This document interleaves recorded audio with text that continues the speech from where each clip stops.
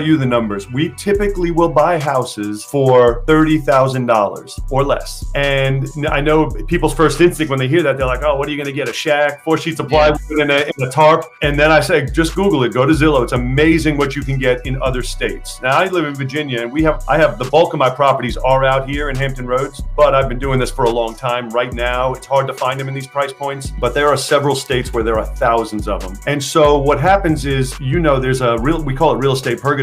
The banks won't finance these houses. Generally banks have a limit of $50,000 or more to do a mortgage. So the banks won't finance them. And yet you have these sellers that need to sell their house. They need to sell it for cash, yet the buyer needs financing. And so we basically get in the middle where we can offer cash to the seller and then offer financing to the buyer. And it works beautifully because we don't use our own money. My people in my group don't use any of their own money. They use private money, but they finance it like a car. So they'll get a